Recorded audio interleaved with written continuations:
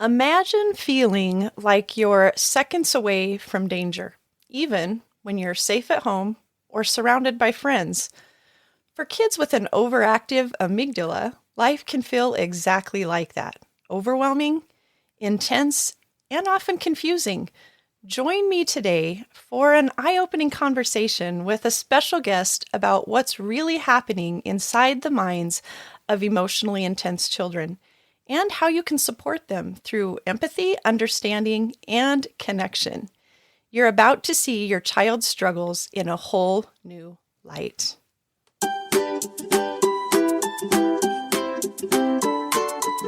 Welcome to Calm Connection Parenting, where we buckle up for the emotional roller coaster of raising intense and highly sensitive kids and discover some amazing things along the way. I'm your host, Jamie Kirkbride, a mom of 7, parenting coach, professional counselor, and your guide through the wild world of meltdowns, challenging behaviors, and big emotions. If you're exhausted and overwhelmed, feeling like you're always one step away from chaos, searching for a little calm in your day, then you're in the right place. Here, you'll find practical tools and faith-based strategies to transform your family. Together, we'll laugh, we'll learn, and we'll figure out how to turn those messy meltdowns into moments of connection. Let's jump in. Right. Today, I am thrilled to have a special guest with us, Holly Provan, a registered nurse, devoted mom, passionate mental health advocate, and author of one of my favorite heartfelt children's books, Poppy and the Overactive Amygdala. Her book gently guides both children and parents through complex emotions that can be tied to anxiety, anger, and oftentimes friendship struggles that arise when a child's brain is triggered by that overactive fight or flight response. So whether you're navigating something like DMDD, ADHD, anxiety, autism, or other child mental health issues that may have that component of emotional dysregulation, I know that this book can help. Holly's insights help build empathy, understanding, and some practical tools for connection. And I have to add that personally, I haven't found a better resource as a professional counselor, parenting coach. I haven't found anything better than this book to just really help people understand what these kiddos are going through. And it's a wonderful resource for parents, for professionals, for teachers, for friends, even for our own child and immediate family. So I'd love to dive into today's conversation with Holly and uncover how we as parents, caregivers, and even educators can better support and nurture these uniquely wired kiddos. Welcome, Holly. Thank you, Jamie. I'm so happy to be here. I have loved and followed along with your journey as well. So thank you so much for inviting me on. You bet. It's a joy to have you here. And as I mentioned, we personally own this book. In fact, probably more than 10 copies of the book. And we have shared it with teachers that are on the IEP team. We have shared it with classroom teachers, with principals. We have shared it with doctors and counselors, and even with our very own family, because we needed a way that we could really understand our child's struggles. And it chokes me up a little bit, Holly, to think of the first night that I read the book. It brought tears to my eyes. It really did. And I remember sitting down and reading it with my child. And for the first time, he was able to put to words some of the struggles he really felt. And it was almost awe that I saw on his face that something so personal and private that he had thought or felt or experienced was actually on the page of a book. And I think it did such a wonder to help him see that it wasn't just him, that there must be enough other people that are seeing or feeling those same things, that somebody put it on the page of a book. And I'll never forget what insight that was, even for our immediate family and his siblings. So thank you so much. Thank you. I've had so many messages like yours saying that like a kid would have an aha moment of it's like, oh, sometimes these kids aren't old enough you Right. know, even as an adult, I struggle sometimes to Right. verbalize what emotions I'm having or what struggles I'm having inside. So, hearing that families have had their kids be able to relate to Poppy and just be able to finally like say, yeah, that's how I feel. Yes. It's, you know, kind of the little book that could. I never really expected like Yes. this response to it, but you know, hearing these stories has really made such an impact on my life too. So It must I'm feel really incredible. happy. That's Yeah. neat. Well, can you tell us, maybe share with us what inspired you to write Poppy and the Overactive Amygdala? Was there a personal experience or maybe a moment that sparked the story for you? Well, I think, I think my kid was in maybe second grade, when I wrote Poppy. And what, you know, I think as a parent, I really struggled. You know, like we all do, the looks you get when your kid has a tantrum in a grocery store, and the people Right. that just don't get it when they're Yeah. looking at you with the kid that is having a really difficult time, and kind of the judgment that comes with that. And so, of course, going into school years, I really wanted teachers, the principal, people to understand my kid, that they weren't trying to be, they're not spoiled, they're not, you know, trying necessarily to cause an issue. They don't want to be having an issue in the middle of a grocery store or anywhere else. Right. And so I wanted, you know, I would write letters kind of explaining my kid in the beginning of the school year, and it just didn't feel maybe anyone was even reading them. So I'm like, well, what if I make it more interesting? And literally, like, I think I came out of the room and my husband at the time and a friend were over, and I sat down on the couch. I said, "Don't talk to me," and I like started. I had like a kid's scratchbook, and literally for about 30 minutes, I just sat there and I wrote, and it was kind of like making a book, drawing these really crummy drawings of maybe what the pictures would look like, and just like scribble out the very roughest draft of Poppy. And then I like when I was done, I was like, Eric, I want to make a book. I need you to illustrate it. He's an artist, so he did the art in this, Yeah.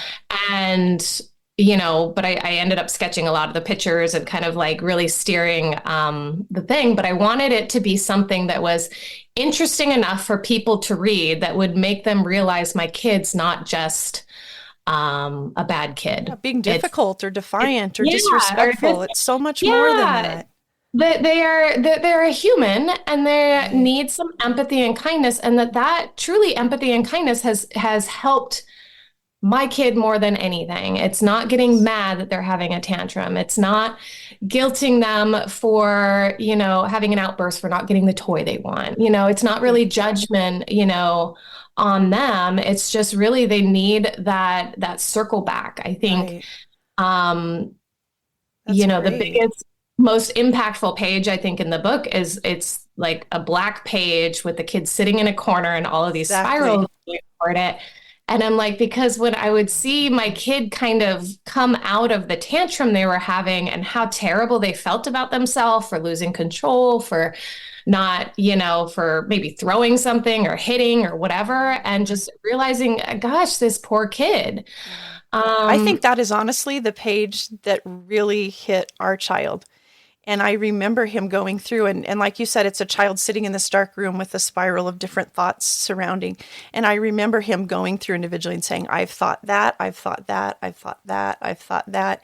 And it was incredible that it was like somebody was putting to words the things that he felt that were so deep, private, maybe even embarrassing, but that yeah, somebody else was those are helping dark him express it. thoughts. Yes. And you know, honestly, I did not write this for kids. Like it's Right. used for kids, and so many people have said this is a weird kids book. I'm like, well, it's actually for the The parents and parents, the right. teachers and stuff, but like also, yeah, the kids. Like when Yeah. they're old and ready enough, I think it has helped so many kids be able to put, you know, how they feel out into the Yes. world. I think our So child was maybe 10 or 11, and that was a good age for him to feel like he could make sense of what was in the story, that follow the storyline mhm. and identify with different parts of it.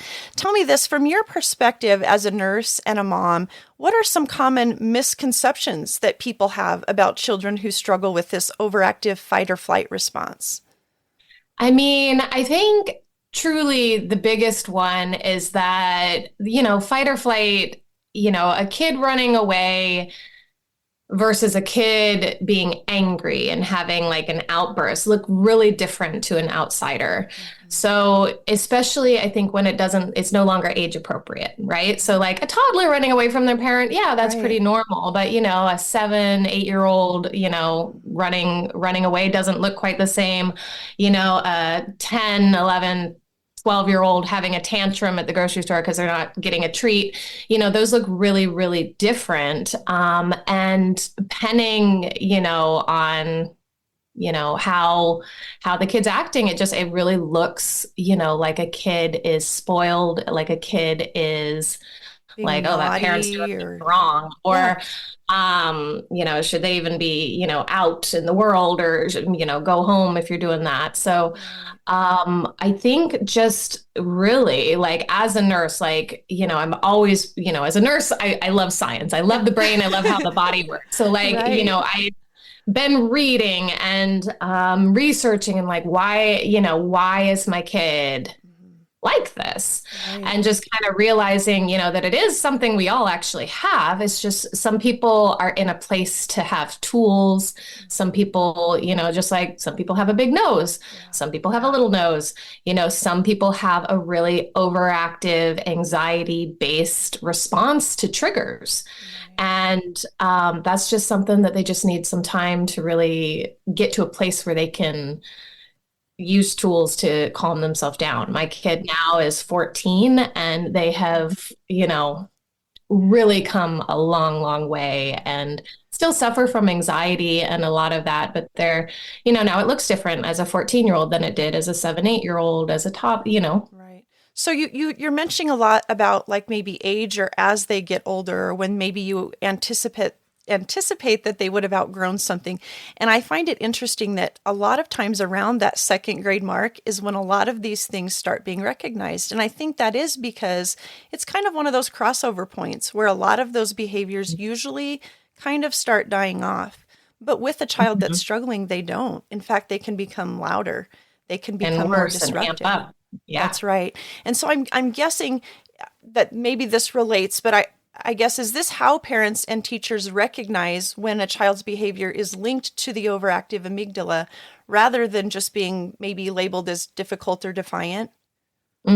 Yeah, I think, and that could definitely look different in, a child with autism because they might have delays in other areas, and social cues can affect kind of how they're going to respond to situations as well. But like for a generally otherwise seeming neurotypical kid, that's usually kind of, I think, the age marker that you start to see. You can, and then looking back, you can see signs, right? Oh, my kid in preschool certainly did not sit for circle time. And, They did get a little more upset or a little more vocal. It is interesting after you've put the pieces together, you can trace back different things. And I think yes. for so many moms, I don't know if it was like this for you. I know it was like this for me, but I could, I knew something was different. I just couldn't quite put my finger on it. And so Yes. And as you like, started aging, you could be like, yeah, that should not still be that's happening. not behaviorally appropriate. And this was my first kid. So like I of course, I had no idea. I think, having that perspective now and being able to look back at, you know, I guess all the maybe warning signs or something that were different, we have a close friend that had a very harsh medical situation happen. And she was hospitalized at, I think, age 8 or 9 for like 10 days. And of course, being in the hospital, and getting poked by needles and different things. Yes, and traumatic. But it really, that instance almost like triggered this kid's fight or flight system. Brain And, response, yeah. then, yeah, it could have absolutely like happened, maybe naturally, but this was like almost a traumatic response that this Yeah. kid has that was necessary. Like this kid, Couldn't had avoid to be in it. the hospital. Right. Like it wasn't fun and it wasn't And Disneyland, but it is so closely tried so closely tied, a tongue twister, so closely tied to trauma. And I think sometimes we have too limited of view of what trauma is. For us, I think it was actually trauma that was toward me during a pregnancy, during that time that his brain was forming.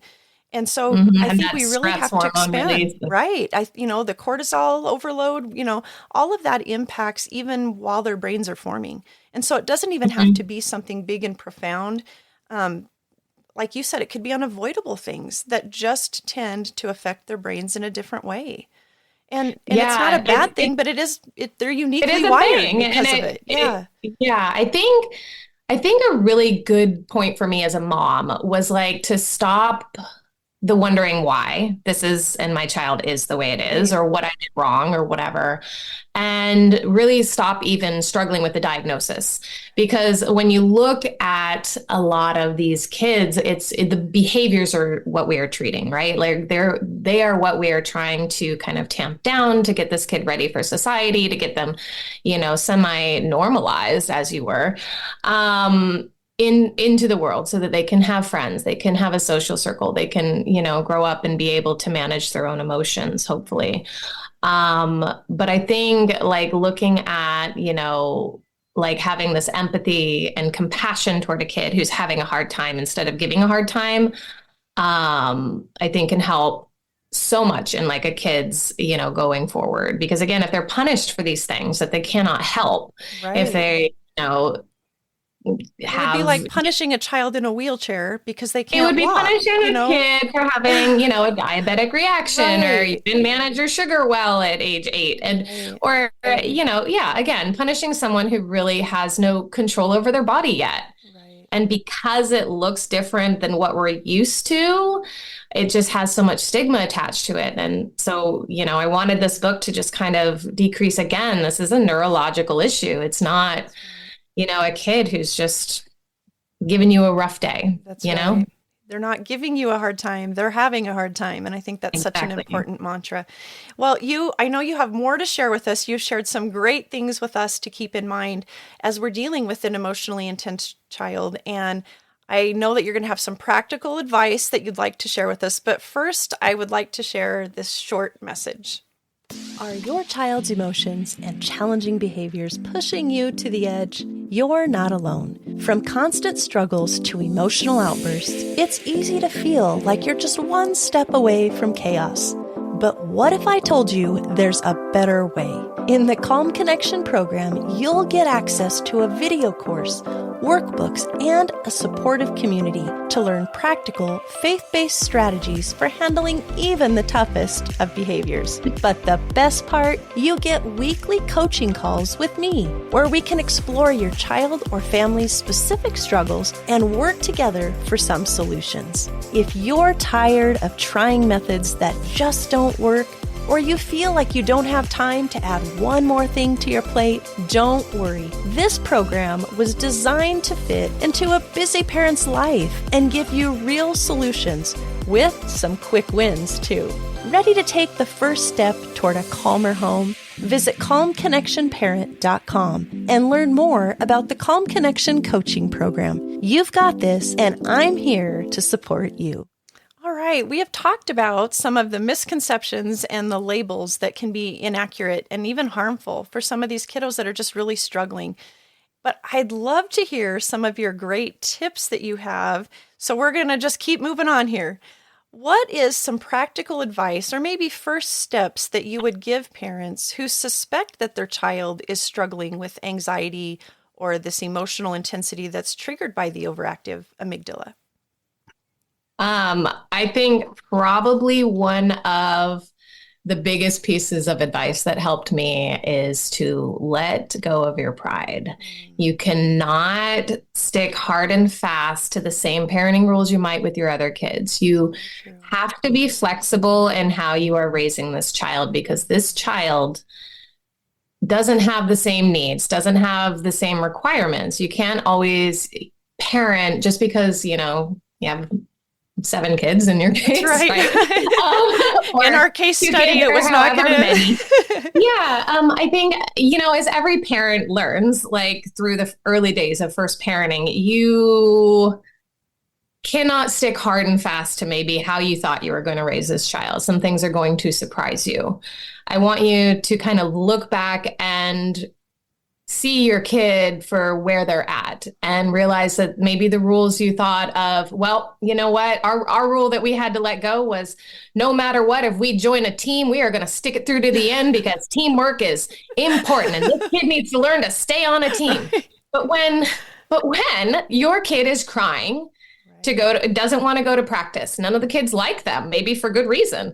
When the coach is not nice to your kid, when all of these things could happen, are you going to keep forcing your kid to go to this thing they hate, where they're learning that teammates abandon them because they're having a hard time, when the grown-up in charge won't give them a chance at having the ball or whatever this is? Are you going to stick hard and fast because that's what you thought you were going to do and it's the right thing? Or are you going to meet your kid where they're at? Are you going to look at that kid and just, see that this is not for them, that maybe you need to be a bit more flexible in how you're parenting them? Let go of your pride a little, let go of what is your ideal way to raise your kid and raise your kid how they need to be raised. Oh, I love that. I think that's so true. I think our family really had to learn new meanings of both consistency and flexibility. And we had to learn that it's a balance. Sometimes being consistent meant doing what's best for your need at the moment than doing the same thing every time. I love how you mentioned that example of being part of a team and how you had to change that. I came from this mindset of, we just do everything together as a family. We eat all meals sitting at a table together, eat the same thing. We all finish what's on our plate. It didn't work. It didn't work for our child whose brain was wired differently. I had to learn that he might need to sit in the dining room by himself if he was going to get a good meal and not feel overstimulated or overwhelmed. He may need to eat something slightly different than the rest of us, and he may not finish his plate. And you know what? That's all fine. But we had to learn to be flexible to meet his needs. And our consistency came in that knowing what you need today, we will do what we can to best meet that, and being consistent so that he developed trust in that. So I love how you gave your team example. I think that's so important. So tell me this, what role does empathy play in helping kids manage these intense emotions? And how can adults effectively nurture empathy, both in themselves, other adults that are working with their child, and even in that child themselves? I think, really realizing what your own issues are, and what that might mean is going to therapy yourself, going to family therapy with your child. I came from a pretty chaotic upbringing myself and had a lot of, things that could trigger me as a parent that I had to work on. So finding out more about yourself can make you a better parent to your kid. And it can make you be able to view them again as their own person that is unique and has unique needs. So I think something I try to practice, especially with my kids, because everyone is living their own story, right? So if I am driving in my car and my kids are in the car and someone cuts me off, I might swear at them, and it's not my proudest moment, but and then I'm like, and then my kids will be like, yeah, they shouldn't have done that, or like chime in. And then I have to like pause for a moment and be like, but you know what? Maybe they're on their way to the hospital. Maybe, something happened that they're in an emergency that I don't know what it is.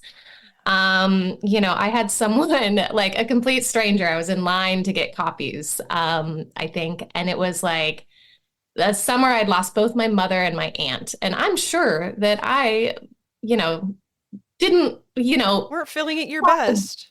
Yeah, I wasn't at my best. And, I think they gave me a compliment and I just didn't respond appropriately. And as they walked away, they told me I had a bad vibe. And I'm just like, it was such a kind of stunning of a moment where it's like, I could have, absolutely said, well, my mom and my aunt just died, and I'm actually here making flyers for a funeral. So, I'm sorry that I didn't smile for you. And chit chat, a conversation. And that moment really helped me just, again, kind of really try when I'm upset to look at other people and put myself in their shoes.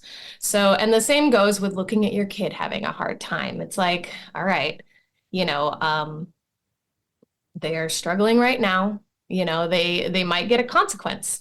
Didn't punish, but I was really big on consequences. Like, Right. I think our big consequence was if you are out in the backyard and you are screaming at me, that's a consequence. So if you're going to scream at me, we have to come inside. Deal with it.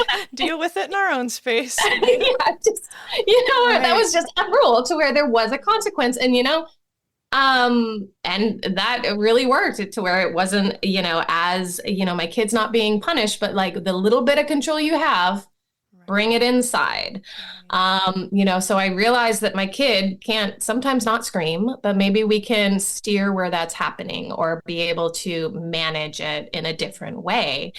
And just, again, be able to look at a kid as having a hard time instead of making your day, trying to be a pain in your That's right. push. That's right. Yeah. That I really appreciate that. That's great insight. As an advocate for children's mental health, what changes or shifts would you most like to see in our society and how it approaches or supports emotionally intense children? I think truly like um embracing people where they're at, realizing, that people are different, that, kids aren't neurotypical, that the diverse world is actually an amazing place. Treating people how they want to be treated and seeing, that again, we're not all cookie cutter humans. We're all different. So being able to look at kids as all having unique needs. Our elementary school that we went to has done some really incredible things in that they have like now when they have events, they have like sometimes they'll have an early hour, a quiet hour for neurodiverse kids to come before the event so that they're not overstimulated. So they can still experience, the fall festival without having everybody there and all the loud music and all the things going on. So like making, things equitable, which is different than equal, so that everyone can enjoy it at their own pace. So I don't think that, yeah. That's neat. I saw that our local jump park had sensory sensitive hours. And I Yeah. thought that was incredible, because it's more than just an acceptance of those things, it's an appreciation for those things. Yeah. They're uniquely wired, but it doesn't have to be seen as a deficit. How can we appreciate what they bring to the world? Because while they may be super sensitive, that super sensitivity in certain settings is like a superpower and can Truly. benefit them in so many ways with their out of box thinking. And that's, Yeah. My kid is like really now, like looking back at all the years of this struggle, like they're one of the most kindest and empathetic and like will absolutely drop anything to help a stranger, humans that I've ever that's known. so And neat. So neat. but again, you would not have expected that, like seeing, that tantruming kid on the grocery floor, That's right. like, That's right. I do a workshop oftentimes and it's called Bold Emotions, Big Hearts. And the reason I oh, named the workshop that is because so often those bold emotions keep people from seeing the big heart that is really in so many, if not all of these kids that, they really are so caring and it can get lost behind the distraction of the behaviors, but we can't lose sight of that as parents and that we really help advocate how they can be better understood so that that big heart isn't lost in the shuffle. yeah. And I think, I know what a lot of people struggle with specifically, like, family understanding and like, different people that are in your kids' lives and just, being an advocate for your child in front of them, I mean, can be like, go miles and miles. Absolutely. They I will remember agree. that. They will feel and remember if you don't also. So like, that's just one of the things, my ex-husband and I were amazing. We're best friends. We are great co-parents. We wrote Poppy together, but it's still, always being like pro kid. Like we are, pro family still, and keeping everybody aligned to still be able to, see our kid for who they are. And maybe that might mean changing friendships, and maybe that might mean limiting Christmas or family dinners in your case, right? Like, Sometimes or speaking up in uncomfortable ways, or maybe sometimes truly, even sharing or risking sharing more about your yeah, child so that the end result can be better understanding.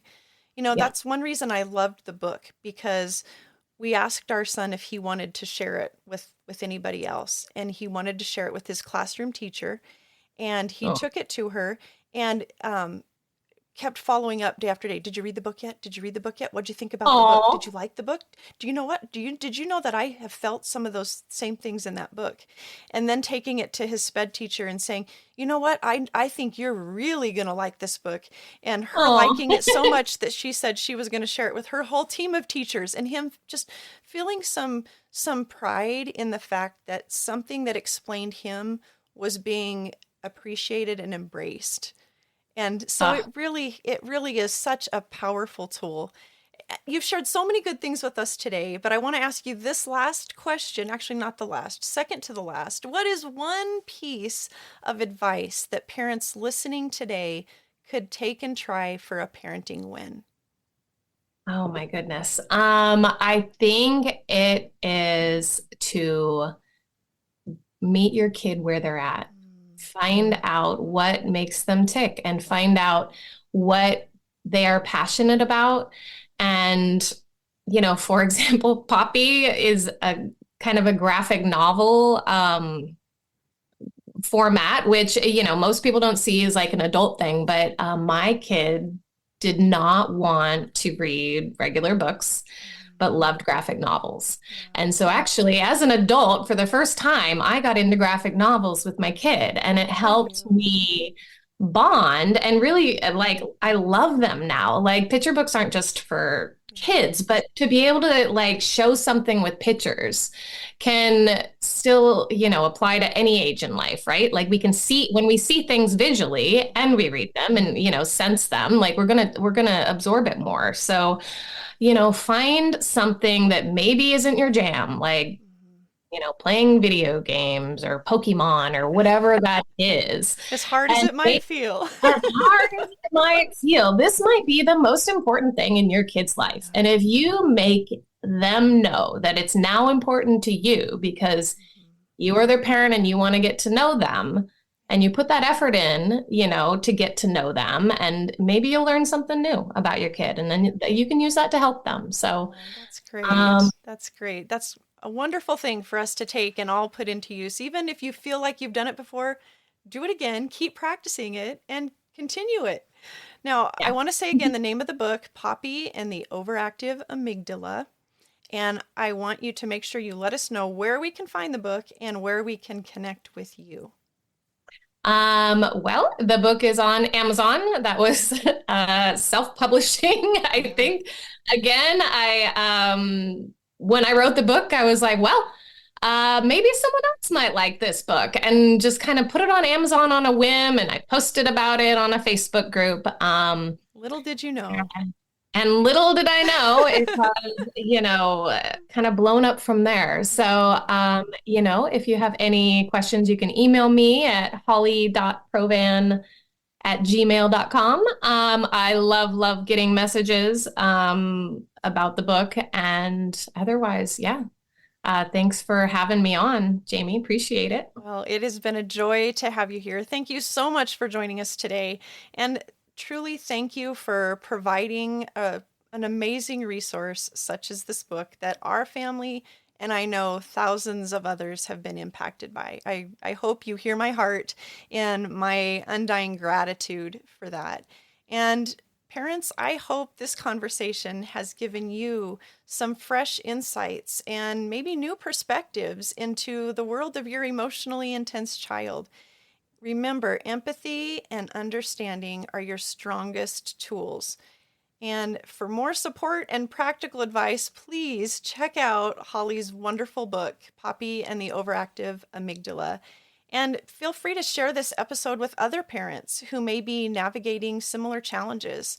But until next time, I encourage you to keep growing, learning, and connecting deeply with your incredible and uniquely wired child. Your role in parenting your uniquely wired child is a very special task.